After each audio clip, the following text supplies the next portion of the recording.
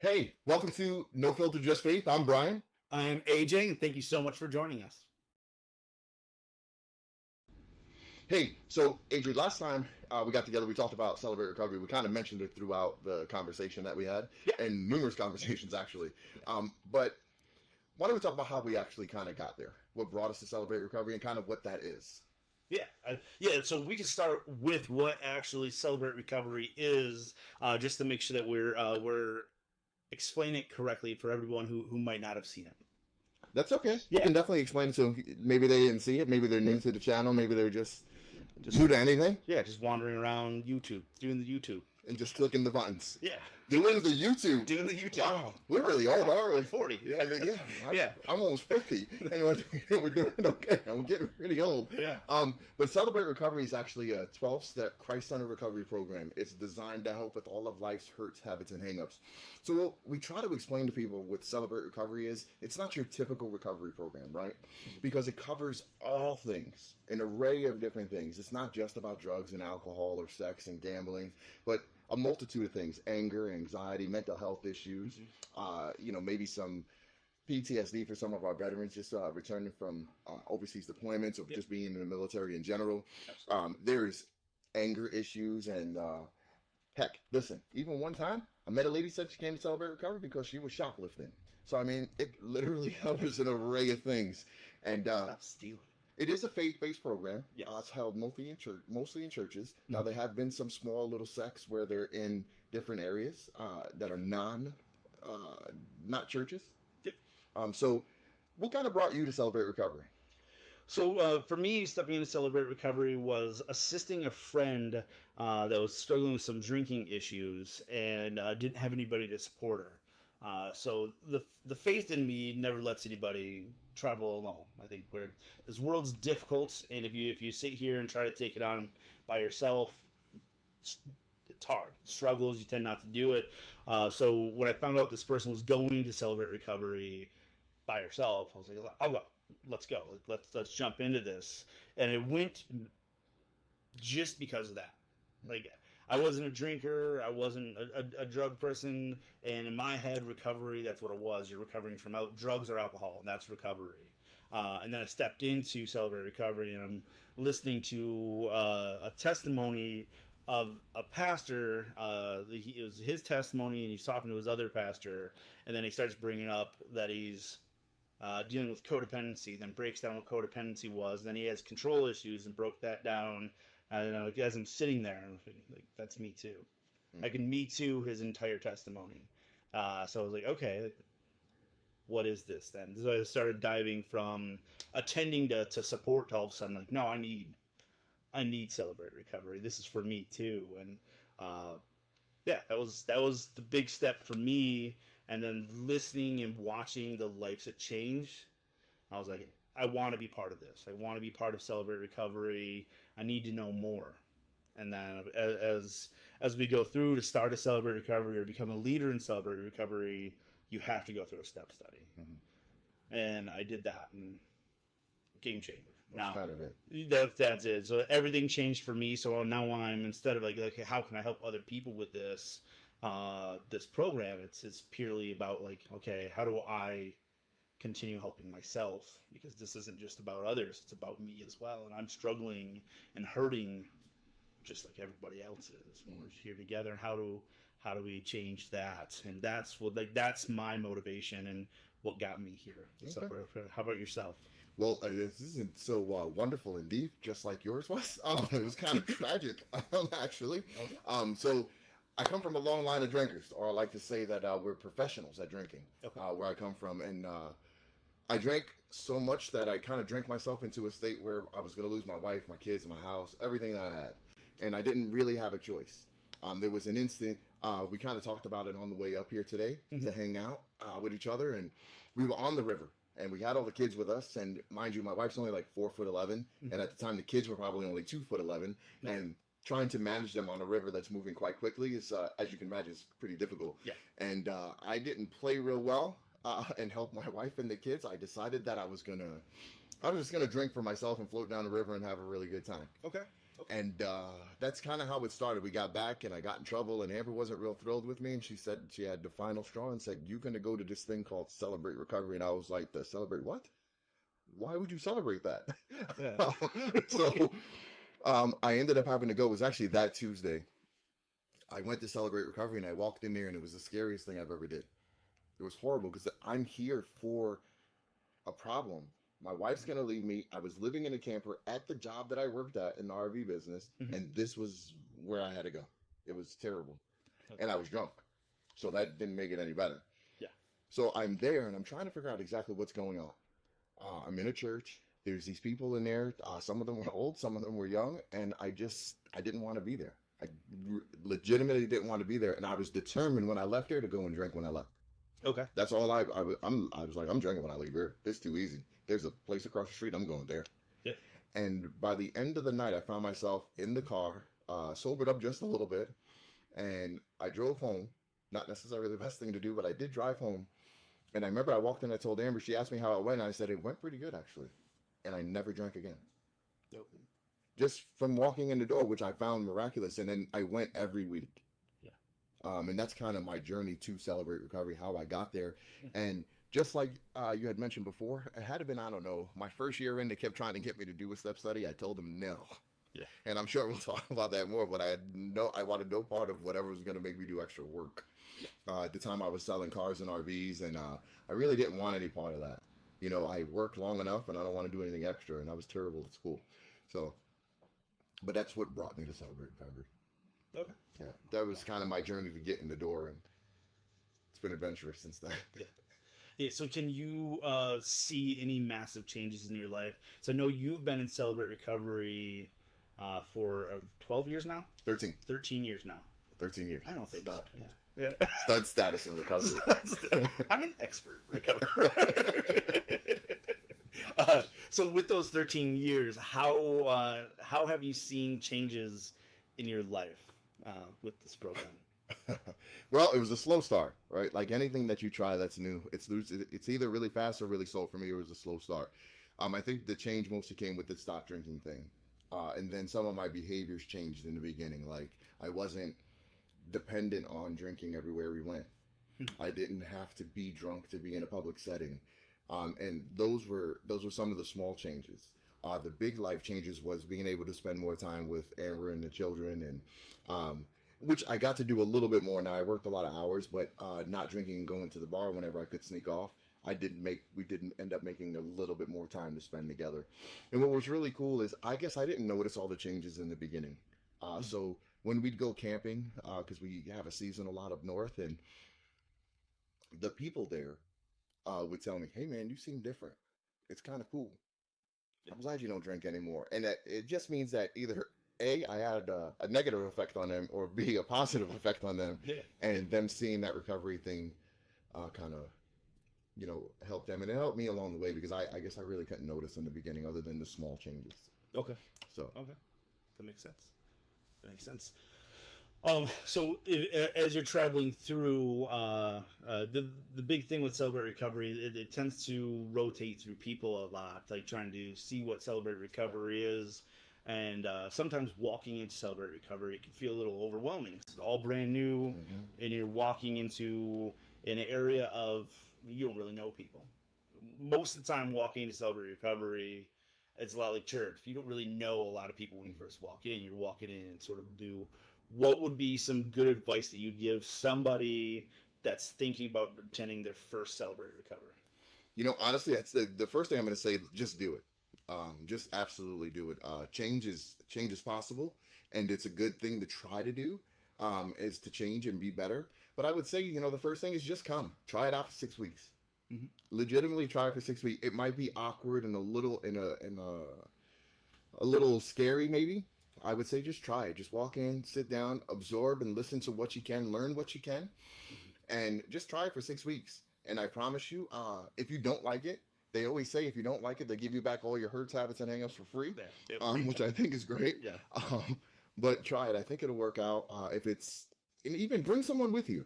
Mm-hmm. One of the things I've noticed is people like to come with other people. Kind of have maybe a support or a comfort area if you can. If you can't, that's okay. Just keep coming. But if you can, bring somebody with you. Yeah. So you feel a little bit more comfortable. Maybe they can see things or hear things in a way that you didn't hear, and you have somebody to bounce stuff off of. Yeah. Yeah. That's what I really would say Yeah. to somebody that's interested in Celebrate Recovery in their local area. For sure. Yeah, and I agree with that. I think through time with Celebrate Recovery, what we see a lot is that happens. Somebody will bring like a supportive family member that you might be struggling with drinking, so you showed up, but then you brought your cousin or whatever who seems to be doing fine, and you show up to support, and the next thing you know, like you're not supporting anymore. Now you're in recovery. So yeah, I agree with that. And I think that's strong to think about. Like when you're in or going to Celebrate Recovery, Mm-hmm.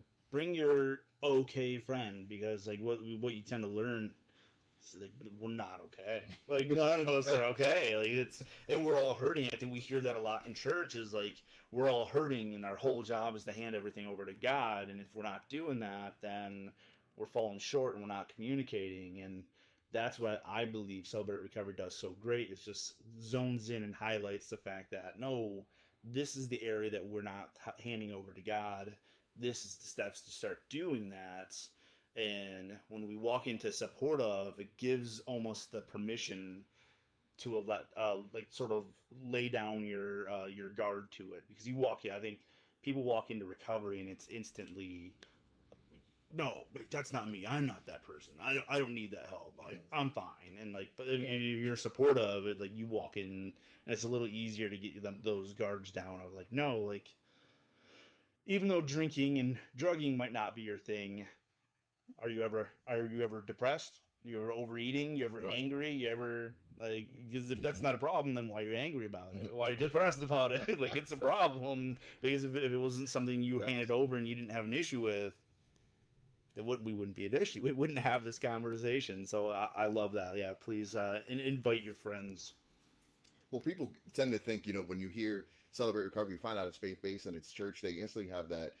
The people I spoke to anyway have that feel of that they're going to be judged the Yes. minute they walked in the door, and then when they get there, they realize no one's judging me. Yeah. I can't figure it out, and I love the confused deer in the headlight look. Yeah. When we have a fellowship part, where we take a break and get to know one another, and they just stand there and they can't believe other people are talking to them. No one's judging them, and they're starting to hear things or feel things that they only felt by themselves or only thought by themselves. And that is the beauty of Celebrate Recovery. The other thing is just because it's a faith-based program, you don't have to have faith. Correct. And I really need to emphasize this, Mhm. not just to you, but to anyone who's listening and watching, is that if you don't believe in God, that is okay. It's entirely okay to come to Celebrate Recovery if you don't believe.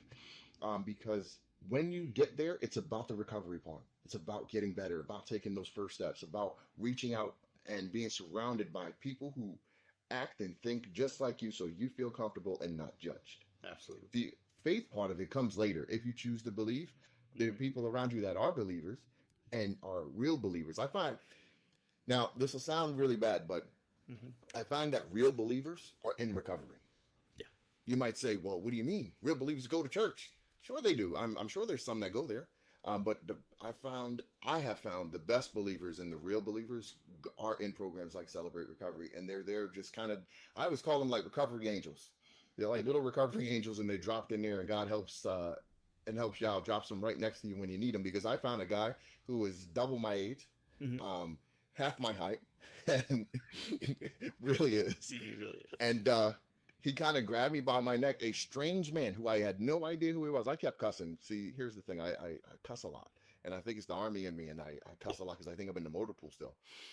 And he doesn't want, it makes him uncomfortable when I'm cursing, and he had no problem to tell me not to do it. And I never met him before a day in my life. He's half my height, grabbed me by the back of my neck, and threw me out of the small group and said, come back when you stop cursing. And I thought, he can't talk to me like that. And I came back the next week and I apologized to him, and I still don't know why, but I did because he threw me out. But these are the kind of people you meet. They're people who actually really care about you. And now that person has been in my life now for the last 13 years, and he's helped me through a multitude of things that I am forever grateful for. Yeah. And those are the people you meet at Celebrate Recovery. And that's why I say you don't need faith. Yeah. There are hardcore bikers, gang members, and just regular people who struggle that go there that don't believe. And at the end of the day, find recovery. Absolutely. It's remarkable. No, I agree with that. Um, I think that's magical, and I agree. Even on in the faith side of the house, of being like it's all about God, it's about this, and but you're absolutely right. I believe strong in you don't have to shower before you get in the shower. I think we said that a little last time. Hmm. Um, but people that are, it, let's like go back to the Bible a little bit. Is Jesus didn't hang out with the perfect people.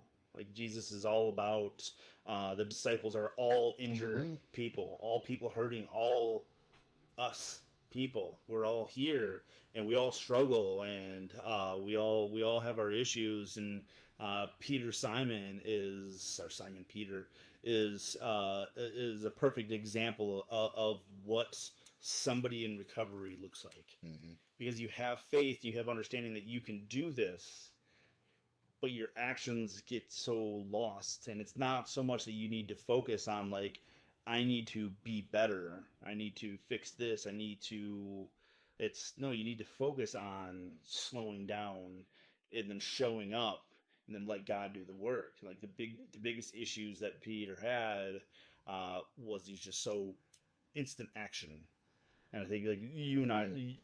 we are a prime example of it. Sometimes we come up with ideas and start moving on them much before the planning process happens. A lot more And than play. yeah, and then the other two ladies over there look at us and go, "All right,"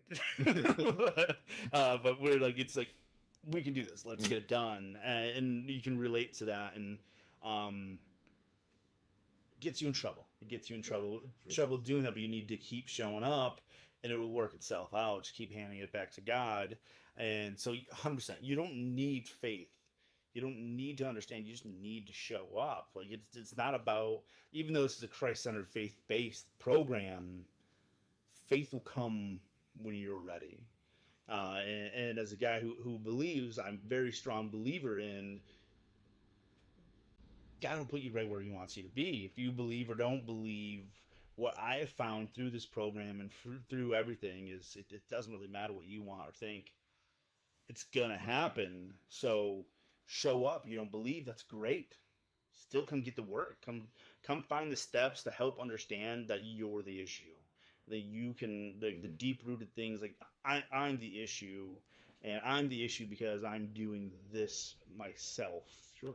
and then that works that way. And I think it's beautiful. Yeah, I think what you're saying is absolutely correct. I agree with you. So if we stay on the biblical part of this, is I just had a conversation yesterday on the way home from work with my daughter about the same thing, about how God used uh, very broken men to do wonderful things. Absolutely. Um, and you mentioned Peter, and that there are many shows and things on TV that kind of depict some of the things that he went through, and Yeah. some of the things he had to do to get back and get right with God, and to get on that journey. But there are people like, so Moses cursed a lot. That's so I bring that up only because he liked to cuss, Yeah. and he used him for like I call it like one of the most important and pivotal moments in history, Hmm. where he led the people out to the to the promised land Yeah. and to freedom. And then God saw, listen, this is what I can't figure out. I tell my wife all the time, I don't know why God chose me to do X, Y, and Z, but Hmm. I still can't figure out how God chose Moses. Yeah. He was basically like the modern day truck driver of that era. Yeah. Then, Yeah. right? His mouth, he was terrible, but I mean, he was a hardworking dude. He just wanted to live in the world, and he wasn't afraid to express himself. And God used him and gave him the most important thing. Hmm. Gave him the Ten Commandments on top of the mountain. Hmm. The most important thing we Yeah. live by Yeah. as Christians, and He gave it to him of all people. So I try to tell people that God can use any of us Yeah. to do anything. Yeah. It's remarkable, Hmm. absolutely remarkable, because I don't think I should be used by God, but He does, and every day I trip out about it because I'm like, how can this great God use such a terrible person? Yeah. And yet we do great things together. Is how I look at it sometimes. Yeah. God allows me to witness things that I would never be able to see in my life. I've watched people recover from things that are unimaginable. 100%. I always share this story. I got a brother that comes to recovery, and the first time he came to CR, it was snowing, but he came to CR with his wife. He came in, he sat down. We went through the whole program at Celebrate Recovery, And afterwards, we had small group, and it was, there's small group for men, small group for ladies, and then there was a step study group that I had just started. Now recovery had just opened up after COVID, and so this is our first go at having a step study with people just kind of socializing again. Okay. Because I feel like we were very antisocial for quite a while. Very much. But we started to socialize again a little bit. It was crazy. Is this new guy runs in there to me, goes, I want to join a step study. Like he had never been to CR before. This was his first Celebrate Recovery, and he goes, I want some of that step study thing you were talking about. Mhm. I said, okay, bro, but it's 6 9 months, and you got to be committed. You got to show up every week. That's all I'm telling you. And by the way, it's $20. He was like, be right back, and he shuffled out to his car. He had said he was going to talk to his wife, and he came back. He goes, I'm in. I said, do you realize we're starting tonight, right? We'll probably be here till 11 o'clock. This is like at 7:30 when I told him this.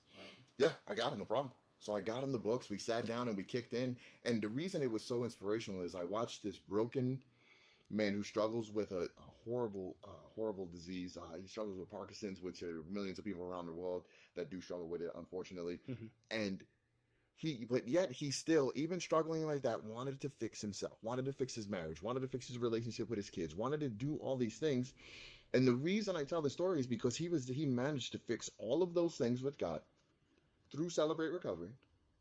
On top of that, his wife who stayed in the car ended up coming inside, and now they both lead Celebrate Recovery today. Yeah. It's I have to tell that story because that was me watching God move in someone's life. And there are tons of those stories. I could talk to you about it all night. Yeah. Uh, that is my favorite story. Yeah. Of all stories in recovery. Okay. There you go. That's good. I do. I like them too. I know who they are. You know that. Yeah, know that. You know that. So no, that's a beautiful story. I think that happens all in all. One thing you said, so this is my favorite thing that I quote this quite often. I say it to myself as like this little mantra of like checking myself. I know Candy loves this because she's probably heard it maybe 100,000 times. To get it, but I love this mantra for myself, and it deals exactly with that. As I get to this point to where we're moving everything, like we're helping lead a Celebrate Recovery. We're leading a Celebrate Recovery. I'm assisting with a ministry, then I'm assisting run a ministry, and then of course I have a job and kids and all this kind of stuff. So I have normal life, but sometimes with sleep. Here and there, yeah. I just want to go. I just had a.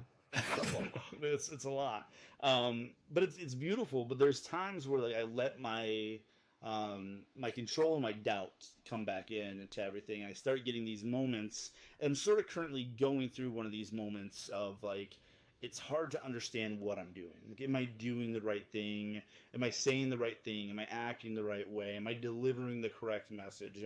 Am I truly, like, is God using me this way, or is this thing? So there's this movie called Jesus Revolution, and I'm not sure if we're able to quote that or not. We'll see if they reach out. If we get big enough to where they reach out, that'd be awesome. I'm in. There's this movie. Part two. We want to be in it. So there's Jesus Revolution, and there's part in it where the lead pastor that founded Calvary Church. I almost want to settle back. CR's in my brain too much. That runs Calvary Church. They're about to do their big tent service, and he just lets go of the associate pastor, who's doing all the laying out hands and all that kind of stuff. But Mr. Frisbee had to go, and they separated, and he's just sort of feeling defeated, and he's sitting back there and waiting. Like everybody's waiting for him to come up and preach, and he's just down. Like, I messed up. These people are here for somebody else. This isn't me that was supposed to do this. And he sort of doubts where he's putting, where God has put him. I feel that far too much. Like I have these moments where I'm like, I don't know. But his wife came up and said, "How are you so arrogant to believe that God can't work through your failures?" And it, like, to me, that it hits through there, like, because it's like not only failures, but like, who are we to think that God can't work through us, or that we're smarter than God? Because there's a reason we're here. Like at the end of the day, there's a reason you're running Celebrate Recovery, and there's a reason you've been here for 13 years. And like, who are we to think that's like something we can't do, or like am I supposed to be doing this, or am I here? And I just find so much like safety into that. Like currently going through this, and I have to repeat this to myself like daily right now. Like AJ, like who are you to think that you're smarter than God?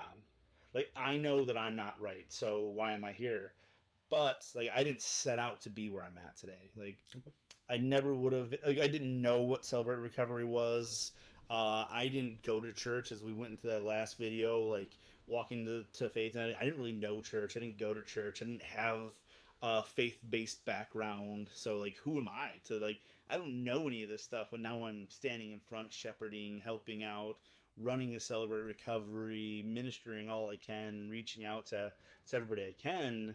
But that doesn't happen because I wanted to do it. I'm a shy, introverted person. Like I'd much rather just sit in a closet and stay away from people. Like that's my comfort zone. Like I'm peopled out. And but yeah, here we are, like talking and like how do we do this, and like, it's not us, right? You're not here because you're here. You didn't like you weren't born being like one day I'm gonna run Celebrate Recovery No. at Port City. What campus is that? McGrath campus, right? Yeah. McGrath campus. Exact campus. Yeah, I'm gonna run CR there for 11 years after 3 years of being here, 2 years being in Celebrate Recovery. This is where I'm gonna be.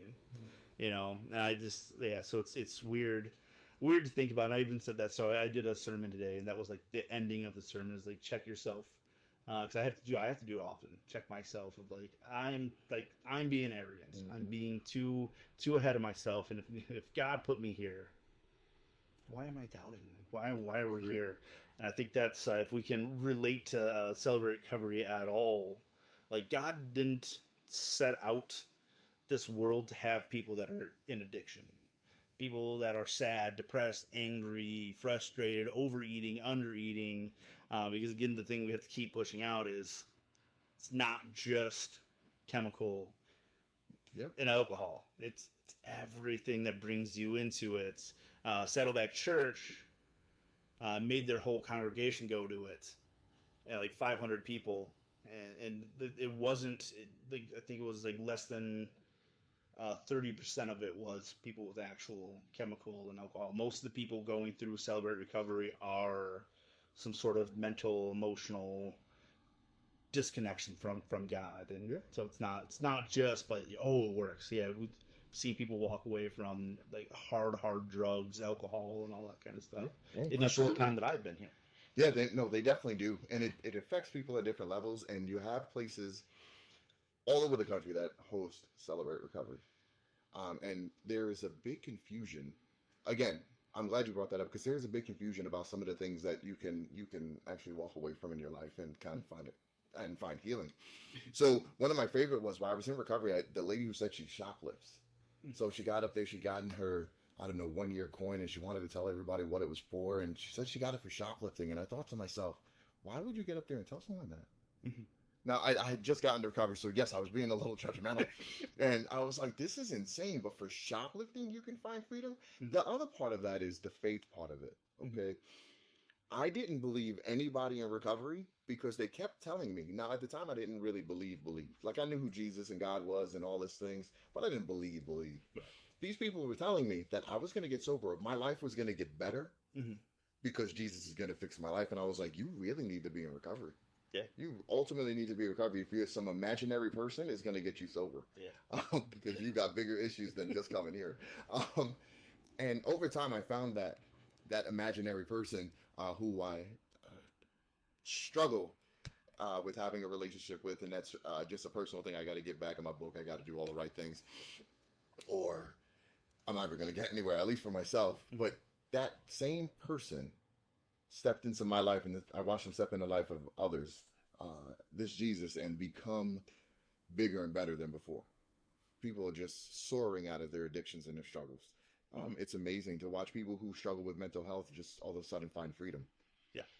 There was a man who struggled with suicidal ideation and just find freedom from it. And people who struggle with porn and sex and gambling and just things that you would think, oh man, just stop doing that. Yeah. That's what people like to say. Right. And Super if easy. you brought up something before, there was a lady who came to Celebrate Recovery. She goes, I'm just here to help these poor people. Hmm. Brian, I'm just going to help the poor people. Oh yeah. I said, the poor people, you're going to help them? She said, yeah, well, I'm going to help them and I'm going to teach them about Jesus. I said, okay, well, keep coming back. And she kept showing up. And after a while, she was like, Brian, I said, what's that? She said, I struggle with some of these things these people talk about. I was like, do you struggle with what they're talking about, or are you struggling with the thing that they're talking about? Because it affects your life too. She was like, it affects my life too. She Yeah. goes, do you know I'm a hoarder? I said, no, I had no idea. She goes, no, literally, like TV show hoarding. That's my house. Wow. I said, oh, so you need a roommate, somebody help you clean out your house. And we'd laugh a little bit. And she got into step study and she just kind of adapted into the program. She went from helping these poor people to being one of these poor Yeah. people. One of I us. was like, yes. Um, my favorite topic is celebrate recovery. It is my favorite absolute topic to talk to people about because I think there's a lot of freedom in that.